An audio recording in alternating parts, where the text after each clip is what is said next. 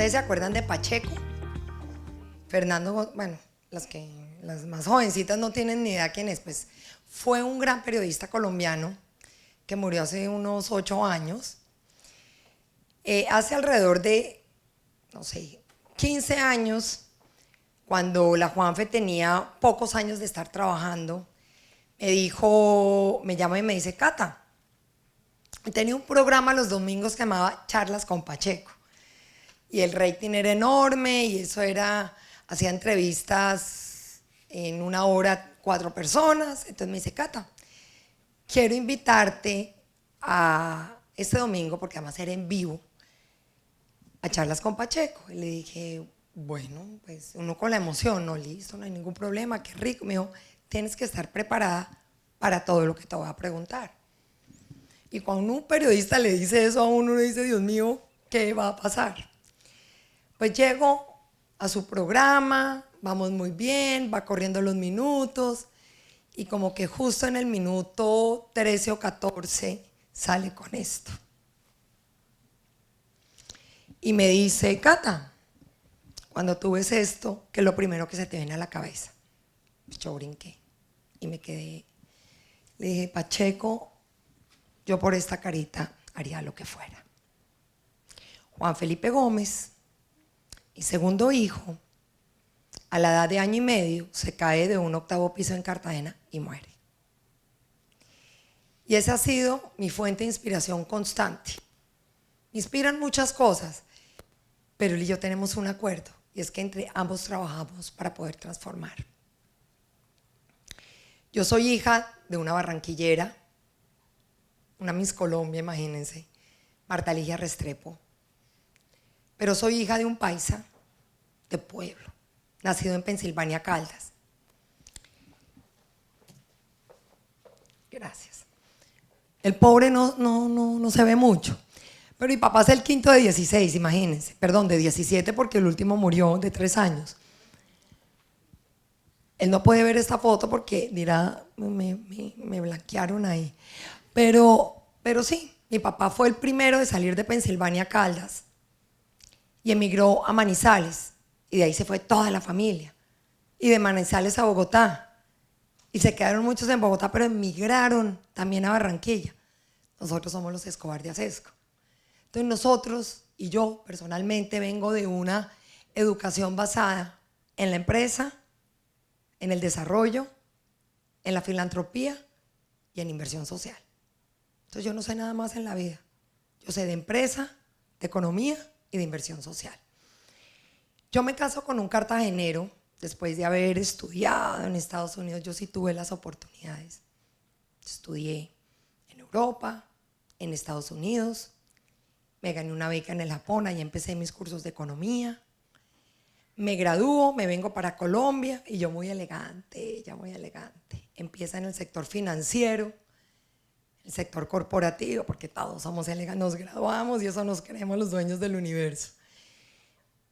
Yo me caso con un cartagenero y me voy a vivir a Cartagena ya con un primer bebé. Ustedes todos conocen Cartagena, ¿o no? Que no dista mucho de las condiciones también que hay en pobreza extrema en Barranquilla. En Cartagena pasa de todo. Yo me asocio con unos americanos y empiezo a abrir un trust. O sea que vivir en Cartagena era perfecto, pero cuando uno va y vive allá empieza a ver unas realidades que nadie conoce. Quedo embarazada de mi segundo hijo, de Juanfe, y apenas Juanfe nace, empiezo apasionadamente a meterme en el sector social, en un hospital público llamado la Clínica Maternidad Rafael Calvo. Se me olvidó mostrar esto, por favor. Mis abuelos, créanme, de esa mujer tan divina nacieron 17 hijos. Entonces, yo me vinculo a un hospital público que se llama la Clínica Maternidad Rafael Calvo durante 1 año, todos los martes y todos los jueves. Fue mi compromiso. Y los primeros días eran de 2 a 5 de la tarde y luego se pasó de 2 a 6, de 2 a 7, de 2 a 8, de 2 a 9, de 2 a 10. Terminé atendiendo partos, yendo a las salas de séptica. Y me pasa una cosa que no a mucha gente le sucede, y es que me enamoro de los pobres profundamente y sigo enamorada de ellos. Y me pasó una situación y fue, y esto es real, y yo cuando lo cuento se me vienen las imágenes. Justamente 4 días, 5 días antes de volverme para Bogotá, me fui a despedir de los médicos y de los amigos. Nunca me había tocado ver morir un niño. Yo llegaba un martes y decía, ¿qué pasó con el paciente? Acá me decían, Cata murió. Y el de allá también. Era como el lenguaje. Y cuando llegué a despedirme, estaban reanimando un bebé. Y que es la pregunta que uno hace después de estar en un año laborando en ese hospital. Además, con todo el respeto, pero esa fue mi escuela. Le pregunto a la enfermera jefe, ¿qué necesita el niño? Traigo una tarjeta de crédito, efectivo, ¿qué necesita? Dijo, nada. Cuando estabilizan al paciente, al bebito, 13 días de nacido, 14 días de nacido, cuando yo lo agarro, muere conmigo. Más o menos a la hora, ya se imaginarán el pánico que uno siente, como a la hora aparece la mamá y los médicos me dicen, Cata, atiéndela tú. Yo no voy a atender a nadie, ¿qué es esta angustia? Pues me tocó atenderla y cuando veo era una niña de 14 años.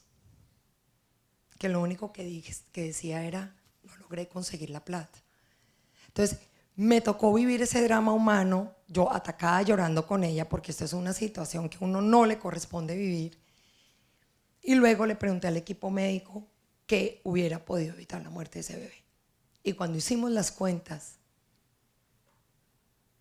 su vida costó 60,000 pesos. Necesitaba unos medicamentos, necesitaba una atención, los medicamentos y los antibióticos alrededor de 48 horas antes. Y ahí es donde me di cuenta que la corrupción era imperante. 2 días después, 3 días después, mi hijo Juanfe muere. Pero 20 días después, en esta situación tan difícil, personal, decidimos como familia, ya en Bogotá, ya nos habíamos mudado en Bogotá, nos fuimos dizque a comernos una pasta, pues como para pasar la maluquera. Y en el momento en que llega la cuenta, me la ponen al lado, mi papá me dice, revisa la cuenta. Y cuando la destapo veo que lo que se come Guillo, o sea, mi marido, mi hijo mayor y yo sumaban los 60,000 pesos.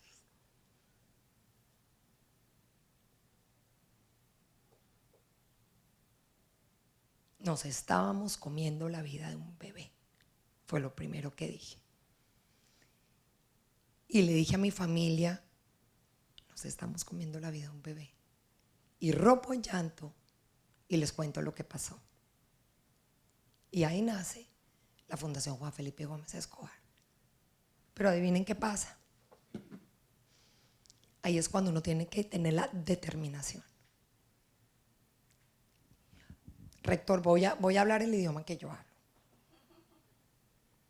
Y entendí que no me podía entrar la huevonada. ¿Saben qué es la huevonada? Jugar a las muñecas, pues. Cuando uno toma una decisión de vida, uno tiene que tener la determinación. Y a mí me iba muy bien el sector privado, muy bien, pues porque ganaba buena plática, el bolsillo chévere y sabroso. Pero si yo iba a entrar al sector social, tenía que ser contundente. Y yo no lo veo de otra manera. Tenía que manejarse como una empresa, así de simple. Llamé a mis socios, renuncié. En una compañía de banca de inversión hicimos una cuestión, la vendí mi participación, chao. Y empecé por el principio. Uy, bienvenidos. Qué chévere. Entonces, ¿cómo empieza uno desde el principio? Yo me empecé a poner unas gafas amarillas, porque creo que el resto de la humanidad puede ver azul, pero yo veo amarillo. Bajo 2 conceptos. Primero, el empresarial. Y el empresarial esto es un sector, ¿cierto? Como el sector de hidrocarburos, como el sector financiero. Este es un sector de la economía. Y estamos regidos por los ODS, por los Objetivos de Desarrollo del Milenio. Entonces, este fue uno de los bebitos que era importante que lo vieran. Empiezo a estudiar qué pasa en el mundo. A más les recuerdo, en el año 2000 se declaran los objetivos de desarrollo. ¿Ustedes saben qué es eso? Uno sabe, no sabe, les explico rápido. Un señor llamado Jeffrey Sachs, asesor de Naciones Unidas, antes del fin de milenio agarró a todos los países pobres y sentó en nuestro país a Andrés Pastrana y le dijo: vean, ustedes están jodidos porque los tapa la corrupción, no son capaces de acabar con la pobreza, tómenselo en serio, porque no se sientan y crean unos objetivos alcanzables. Podemos dar dinero, pero ustedes tienen que ser serios. Y ahí se declararon los ODS. Entonces, esa empezó a ser mi industria, pero me encuentro con cosas terribles. Esto ha mejorado. Encontramos que Colombia y Brasil estamos dentro de la peor inequidad de la región, pero también del mundo. Colombia estuvo de terceros hace 7 años, pero seguimos en el nefasto y vergonzoso 7º puesto de la peor inequidad social del planeta. Esto es algo que cuando lo muestro la gente no lo puede creer, porque es que cuando nosotros hablamos de la economía del desarrollo, no podemos dejar a los pobres por debajo. Yo detesto de verdad que se paren los economistas a hablar de desarrollo y me excluyan a los pobres, que es la base de la pirámide. Y esto es algo que sigue pasando. Entonces seguimos dichosos diciendo que en los últimos 10 años estamos creciendo en un promedio, aquí se ve o no se ve, 3.8 Producto Interno Bruto, y no sé por qué no se ve, acá arriba, anualmente los últimos 10 años. Pero la base de la pirámide, queridos, no ha crecido el 0.5 acumulado en los 10 años. Tenemos que aceptar que es nuestro error. Hablemos de Cartagena, porque de hecho arranqué ahí. El 11% de desempleo. La informalidad está en el 45.9%. La pobreza monetaria del 30%. La extrema, el 11%. Esto lo saqué. Tú sabes, Adolfo, que yo te admiro mucho. Cuando tú sacaste ese paper, nosotros sacamos una cantidad de información de ahí porque me parece la más relevante.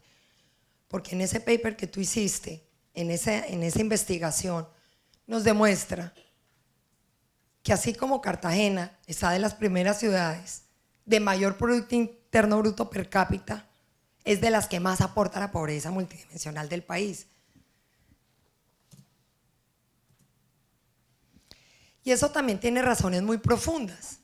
Y es que Cartagena, en la década de los 90, duplicó su población producto del desplazamiento por el conflicto armado colombiano. De razón, Cartagena empezó a colapsar. No había trama urbana, no había colegios, no había camas hospitalarias. Llegó un momento, yo me acuerdo cuando estaba en maternidad Rafael Calvo, que había un déficit de 25.000 camas hospitalarias en Cartagena. Me encuentro con esto, 30% de los partos eran en niñas. Esto sigue imperante, esto no mejora, creo que ha empeorado. Pero miren lo que encuentro.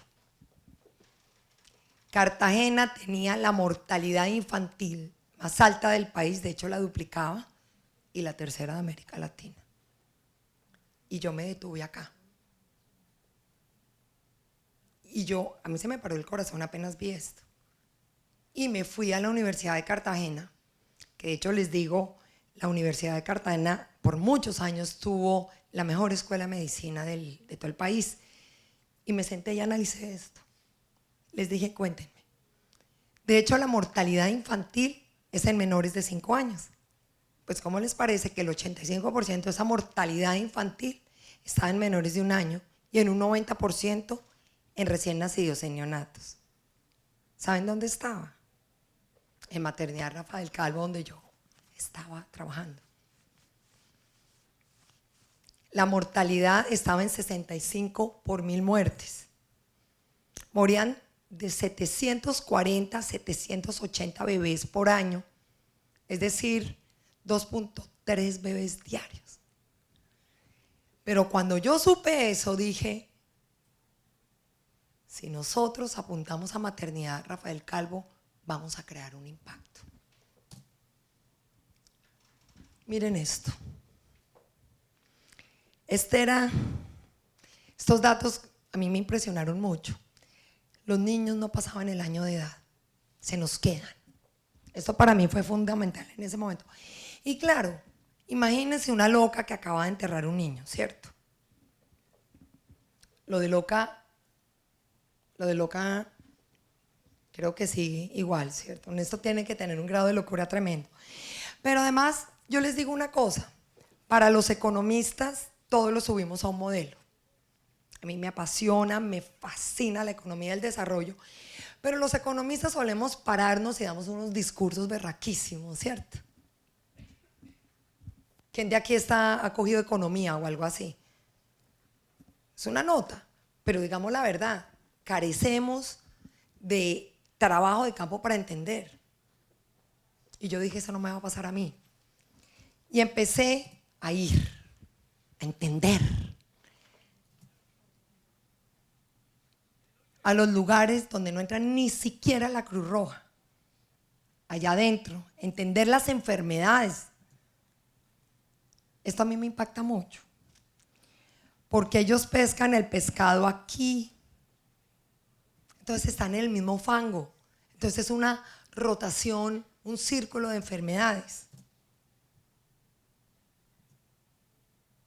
Esto es Cartagena, que no dista mucho tampoco ni de Barranquilla ni sus alrededores. ¿Sí o no? ¿Me equivoco? Esto es lo que hay por aquí también. Esta es de las fotos que a mí personalmente más me impactan. ¿Saben qué es eso verde? Caca. Cuando la gente pone los cimientos de su casa encima de la caca y de la basura. Creo que creo que fallamos como sociedad. Claro. Esto es imparitable. Pero para nosotros poder trabajar y entender, tenemos que tener personas. Miren, yo respeto mucho las entidades sin ánimo de lucro, de verdad. Y nosotros existimos por los vacíos que tiene el gobierno, ¿sí o no? Y la misma sociedad. Pero la Juanfe desde el principio ha tenido que romper paradigmas y tenemos que elevar el discurso, pues. Esto no puede ser la caridad. Nosotros desde el principio fuimos además pioneros de cómo manejar una fundación como una empresa. Pero a mí me inspiran varios. Él me enseñó a mí cómo manejar una fundación con una empresa a través de unas alianzas con empresarios. Porque yo soy, a ver, ¿cómo decimos esto? Los empresarios nos necesitan. Nos necesitan, porque somos unos ejecutores en campo fantásticos. ¿Han oído hablar de este señor? Lo conocí además, a mí me pareció un genio. Un genio. Él tiene un libro que se llama Good to Great. Él es maravilloso, maravilloso, porque él agarra las empresas de los Fortune 500 en Estados Unidos y les hace una depuración y saca las mejores empresas y porque son sostenibles y porque son buenas y porque… Entonces saca, por ejemplo, a Gillette.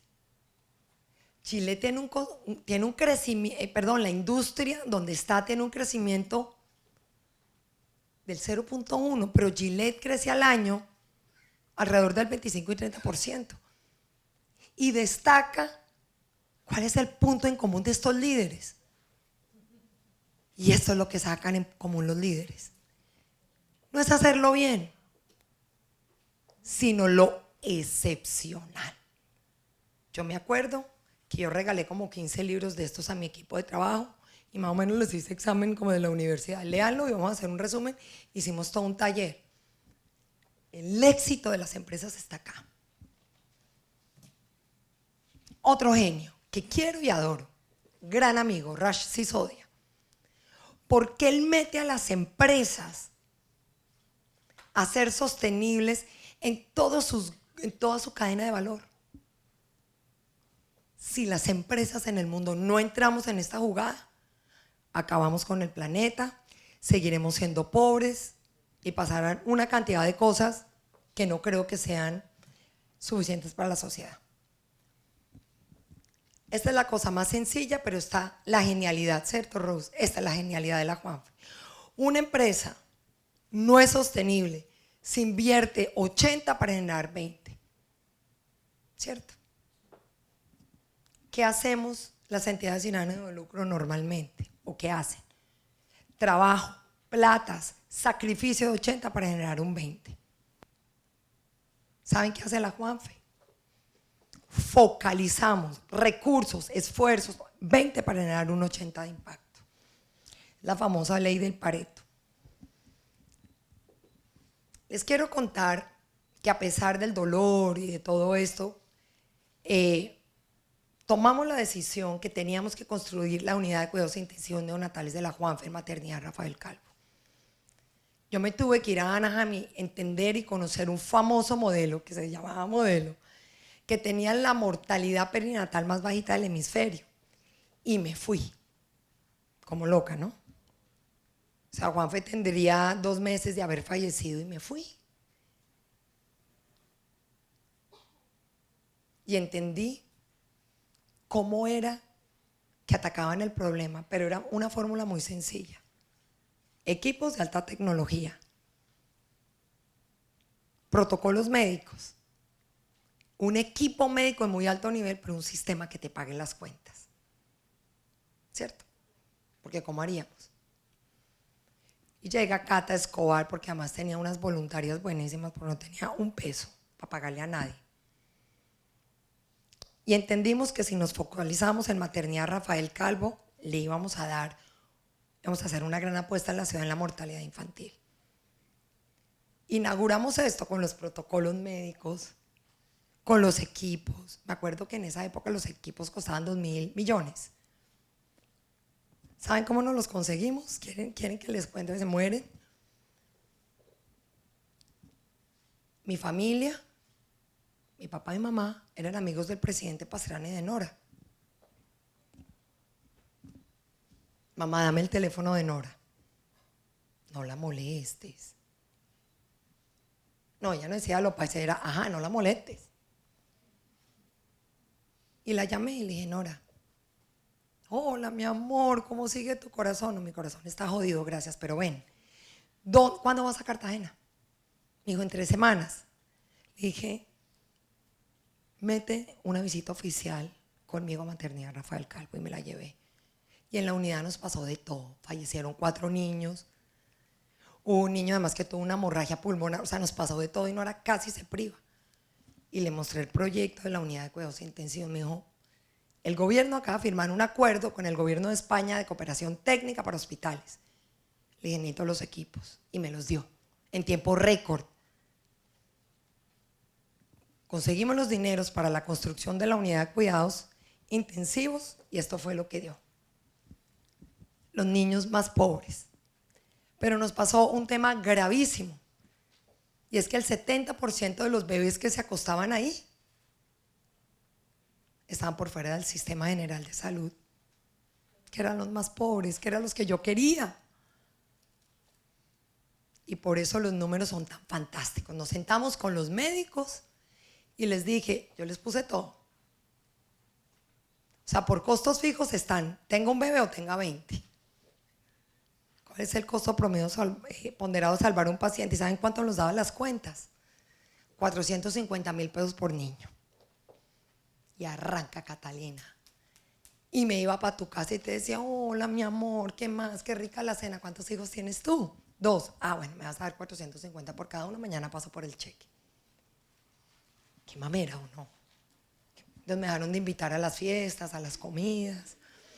Yo caminaba por la calle y se pasaban de acera. Eso se llama pasar el sombrero. Hoy sigo haciéndolo, pero de manera más sofisticada, ¿cierto? Se llama pasar el sombrero.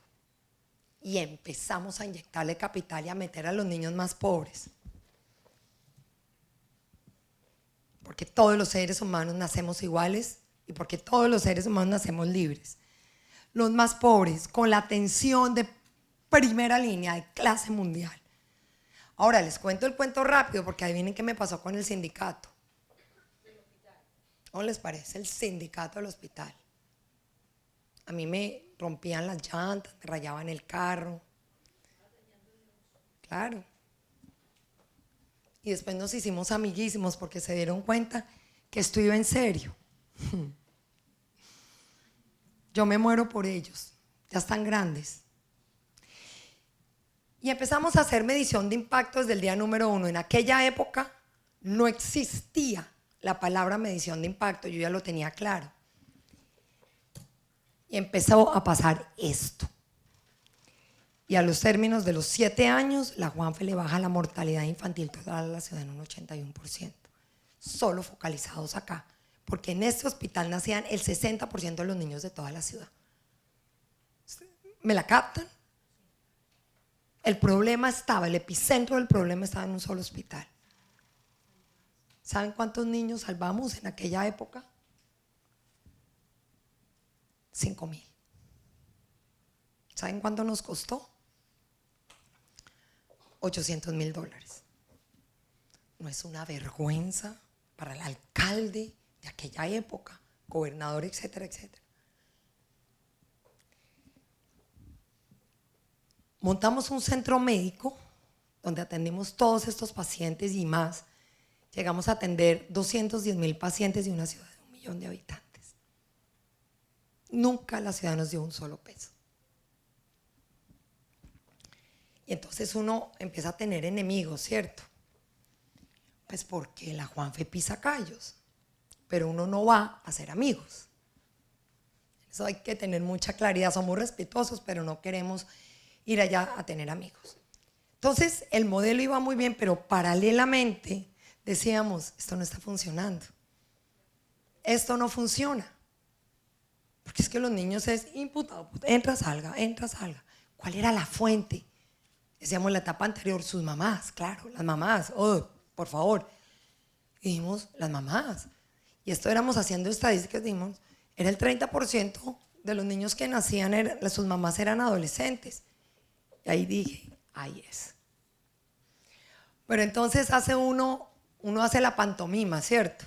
Porque entonces dice Catalina Escobar, esto está funcionando, no, va bajando, Claro, embarazo en adolescentes, tenemos que crear un modelo que fuera replicable, sostenible, escalable y que rompiera ciclos de pobreza. O sea, lindo la economía. Hasta el momento que me paro frente a 10 jovencitas, una de 13 años embarazada, una de 19 con segundo, 2 niños, el tercer embarazo, una niña de 15 años prostituida embarazada, la otra Y ahí, ¿qué hace uno? ¿Qué les dice? ¿Por dónde comienza uno? Nena, ¿yo te entiendo? No, no entiendo, no he pasado por eso. Mira, tranquila mi amor, que la violencia se va a acabar. No, no se te va a acabar. Y ahí se me destruyó la economía del desarrollo.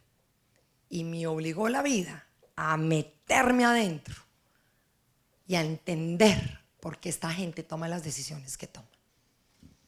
Y somos tan ajenos como sociedad a ignorar y ver que están en el más absoluto olvido.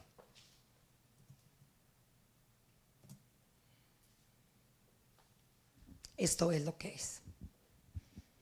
El mayor perpetuador de pobreza de nuestros países es el embarazo adolescente. América Latina es la segunda región después de África subsahariana que no solo incrementó el embarazo adolescente, sino lo disparó. Y como que le pasamos por encima, ¿cierto? Sí es preocupante lo que está pasando en las niñas del mundo. Quiero decirles una cosa a ustedes. Más de uno dirá, ay, aquí hay otra feminista. No, mi discurso no es feminazi. Al contrario. Yo soy líder, la Juanfe es líder. Y es elevando el discurso. No, hay unas niñas, unas personas requete feministas pataletudas, no. Y tenemos que ser muy claros en esto, hay que elevar el discurso, hay que elevar el argumento. Y sí, la situación de las niñas en el mundo es preocupante. Quiero decirles que ya para el otro año la situación por ahora no va a cambiar. 142 millones de matrimonios infantiles, que no es nada diferente al embarazo en adolescentes. Todo el mundo habla de la equidad de género, empoderamiento de la mujer, sin saber realmente lo que hay de fondo. Pero esto es una realidad. Todo esto es una realidad. Miren esto, por ejemplo, las mujeres representan el 40% de la fuerza laboral del mundo, pero solo disponen del 1% de la riqueza. Es terrible.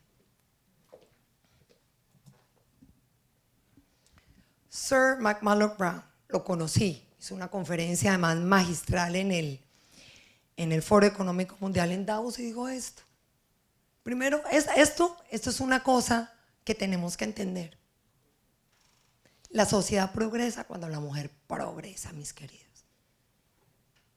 ¿Cómo pretendemos ser un país sostenible, impulsado, con una economía, si estamos dejando atrás la mitad de la población conformada por mujeres y niñas? Este señor dijo una cosa, hizo un cierre y yo dije, Dios mío, ¿yo cómo hago para gritar y sacar pompones? En serio. Dijo, ustedes quieren ir, y nos hablaba de los países subdesarrollados, o sea, ustedes quieren ir rápido en el desarrollo, enfóquense en dos cosas, en educación y en mujeres y en niñas. ¿Se imaginan el negociazo que es invertir en esto? Y se los voy a poner acá. Todo el dinero que una mujer gana, el 90% lo reinvierte en su familia, en su comunidad. A los queridos caballeros, quiero decirles que ustedes solo invierten el 40% en sus familias. Una mujer con 1 a 3 años de escolaridad se reduce la mortalidad infantil en un 15%. Con que una niña curse un año adicional en secundaria, sus ingresos futuros se incrementan del 15 al 25%. Pero además les tengo una noticia espectacular. En este momento se está haciendo un experimento en la India. Fantástico, llevan 3 años en eso y les queda 2 años más. Porque está correlacionado el hecho que una niña se esté escolarizando y el desarrollo de un país. Y hay una evidencia enorme, pero el experimento está haciendo ahora porque el gobierno de la India está incluyendo un 10% adicional de las niñas al sistema escolar. Cuando esa niña salgan a trabajar, solo en el primer año le van a incrementar a la India 3 puntos al Producto Interno Bruto de la India. Y yo estoy pegada viendo a ver cuándo sale el estudio, ¿no? Eso es una nota. Muy fácil y muy rápido voy a ir en esto. Esta es la pirámide de desarrollo de un país de un país como Bélgica, como Suecia. Tienen 3 clases sociales, no tienen 6, como los tenemos aquí, como si tuviéramos 6 pisos térmicos. Es clarísimo, hay una punta de pirámide, hay una base de pirámide y hay una clase media fuertísima. Son los mayores contribuyentes, por lo general son países socialistas. Todo el ingreso que entra permea hasta la base de la pirámide. Los mejores colegios son públicos, las mejores universidades son públicas, los mejores hospitales son públicos. ¿Y saben por qué es angosta la pirámide? Por el número de hijos que aporta la base de la pirámide. La base de la pirámide de estos países no tiene sino un hijo o ninguno. Es más, tienen crecimiento demográfico negativo. Ahí están angustiados. Esa es la generosidad que hace Catalina Escobar con la pirámide colombiana. Y les voy a hablar muy rápido de esto, porque creo que tenemos que avanzar antes de que se me acabe el tiempo. Pasamos, entonces salimos felices, dichosos, con la bandera diciendo: Colombia bajó del embarazo adolescente del 19 al 17. Falso de toda falsedad. Saquemos a Bogotá y se nos subió al 21. Empezando por ahí. Número 2, no me contemplan las niñas menores de 15 años, que les doy una noticia tristísima. Colombia triplicó el embarazo de adolescentes de 10 a 14 años. Y 3, sacan de la estadística a la niña que queda embarazada a 18, pero que da luz a 19, porque 19 ya es mayor de edad. Cuando es mentira, no es mayor de edad. Legalmente en Colombia sí, pero sigue siendo 19, sigue siendo una teen. Desde el punto de vista médico también. Pero les voy a contar una cosa más terrible todavía. Si nosotros rompemos la línea de pobreza para abajo, el embarazo adolescente es del 74%. ¿Saben qué significa eso? Que las jóvenes pobres colombianas, del 100% de ellas, 74 quedan embarazadas antes de los 19 años. Eso es gravísimo. Y es gravísimo por esto. Hay una correlación directa entre embarazo adolescente y pobreza. Punto, es una ecuación. ¿Por qué? Porque cuando una niña es pobre y queda embarazada, ahí vienen qué sucede. Tiene deserción escolar. Eso es un detrimento al desarrollo, como les puse el ejemplo de la India. Y es lo que se llama generación dormida. ¿Saben por qué? Porque se está en la base de la pirámide. En menos de 2 años, vuelve a quedar embarazada el segundo hijo, y eso se llama generación muerta. Y no hay nada que hacer. Y va a seguir pasando esto. Y seguimos metiéndole gente al mercado informal. Y ahí están los ninis. Él ni estudia, ni él trabaja, ni nada. Y nos está costando un billete serio.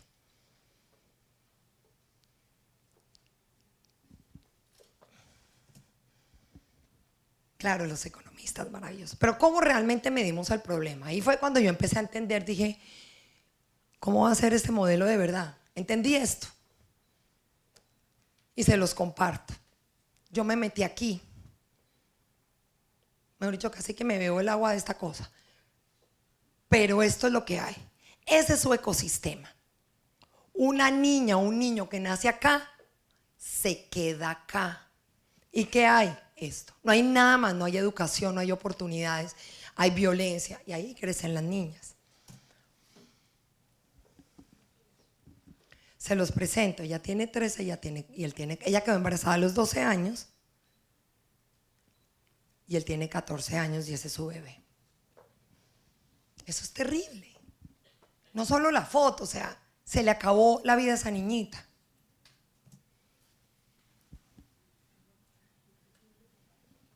Es increíble, pero las niñas con las que trabajamos, la inmensa mayoría ni siquiera conocen el mar estando en Cartagena.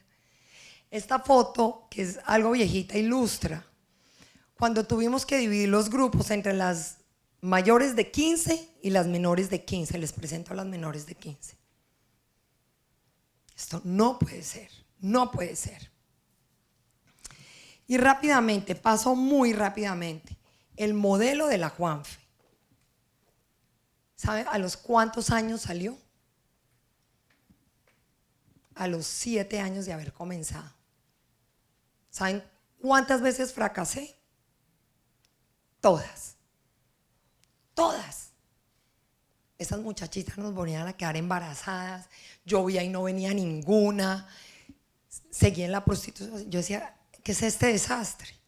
Hasta que se fue afinando esto. Este modelo dura 2 años, captamos a las niñas, las reclutamos cuando tienen el primer bebé. Antes no, desafortunadamente, no, porque se van a quedar embarazadas porque su mamá, abuela y bisabuela es lo que le transmite a las generaciones.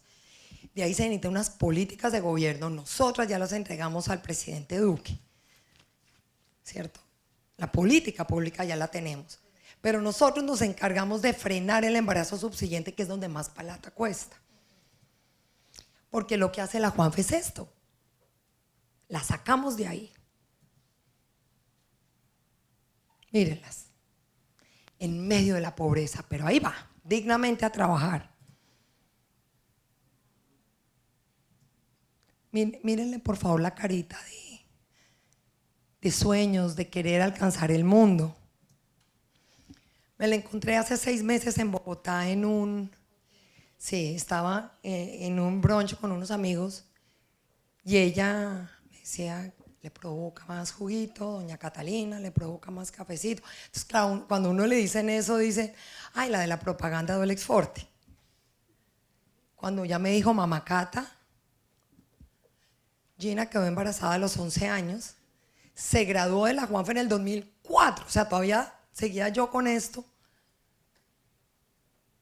Está empleada, tuvo un bebé hace 3 años, que es lo lógico, con una pareja, y lo primero que me dijo fue, usted me enseñó a que no podía tener más hijos, a educarme, a capacitarme, a trabajar.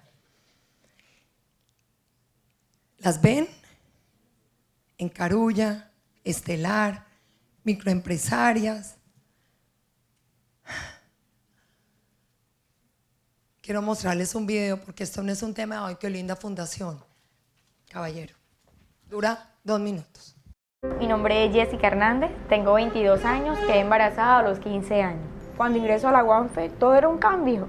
Ellos me decían, tú sí puedes, y vamos adelante, Jessica. Empecé mis proyectos de vida, empecé a trabajar en mí, a quererme, a saber que la vida tenía un sentido.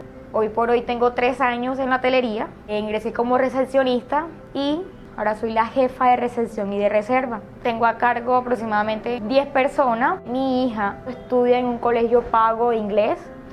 Además estamos pagando una casa. En mensual estamos haciendo el ahorro, esperando los 2 años para mi proyecto. Para mi casa, me acabo de ganar otra beca con la Fundación Juan Felipe Gómez Escobar para estudiar contaduría pública. Lo que deseo para mi vida es terminar mi carrera profesional.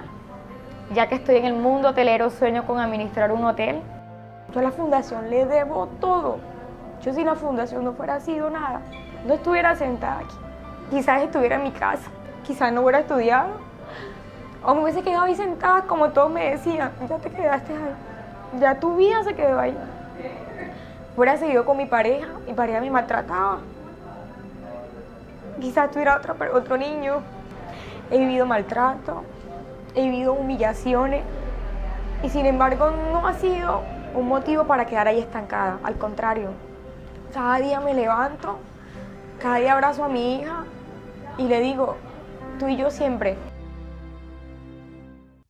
Hemos impactado 350,000 personas en Cartagena, de una ciudad de 1 millón de habitantes. Estamos en Panamá, estamos en Chile, estamos en Medellín. ¿Y saben la razón por la cual estoy aquí? ¿Qué creen? Si Dios lo permite, sí.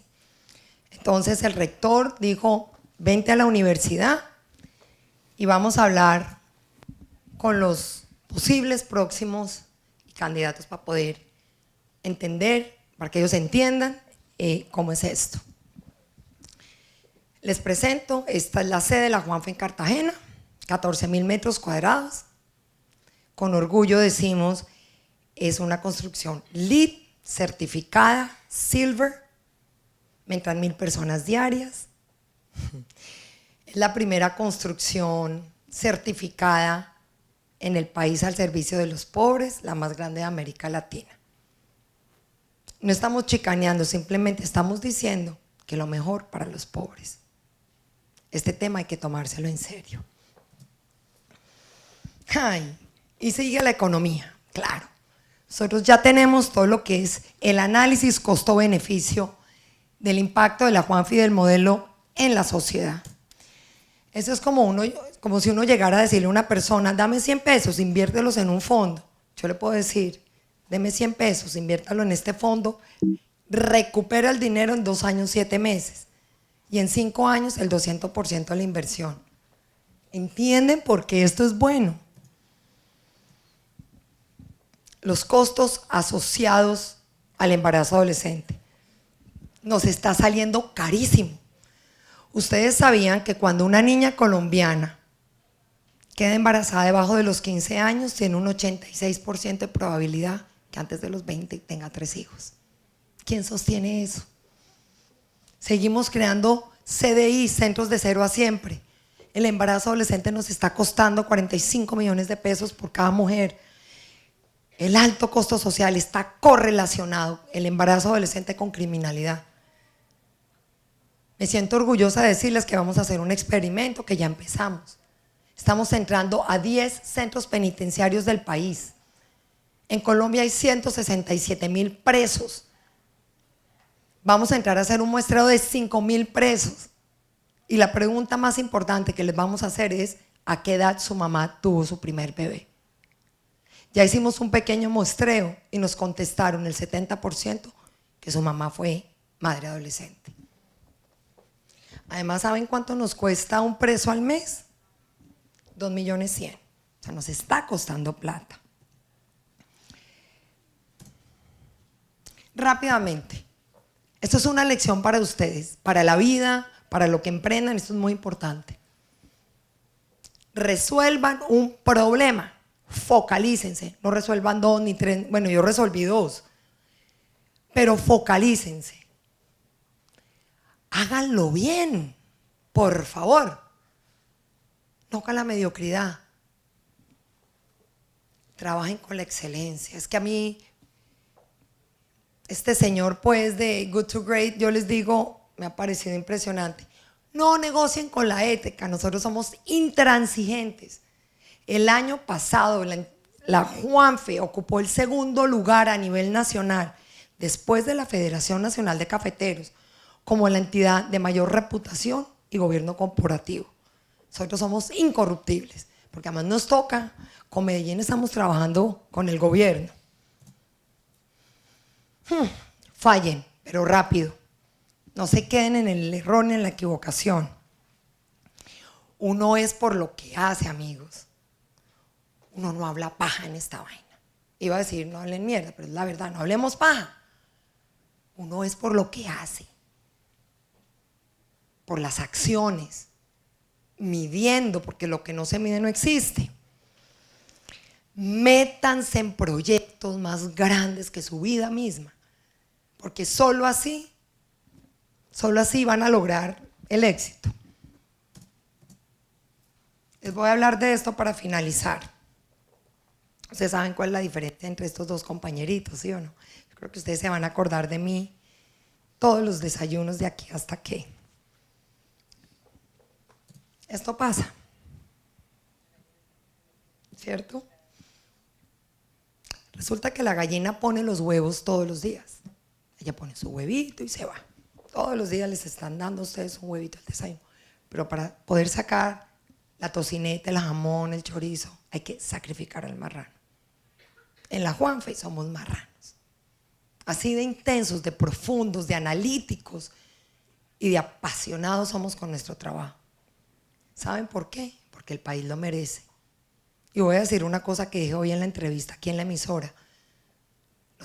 Los pobres están mamados de ser pobres, están hartos. Van al médico, no los atienden.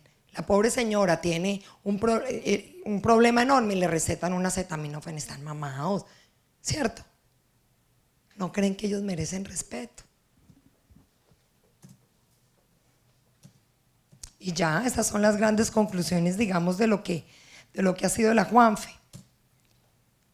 Y esto es lo más hermoso. Catalina Escobar no solo maneja una entidad sin ánimo de lucro que tiene un modelo de desarrollo económico. Yo creo que esa es la parte más fácil. La más difícil es pararse y darle voz a esas niñas. Yo estoy demandada por el Turco Ilzaque, lo digo públicamente. Y no me importa, en realidad a mí me tocó una audiencia de conciliación y toda la bobada. Es pararse y darle voz a esas niñas. Juliana Zamboní, ¿se acuerdan? En todo ese escándalo, adivina quién estuvo detrás de todo eso. Porque eso fue un delito de un estrato 6. Eso no lo podemos permitir, ¿cierto? Muchísimas gracias.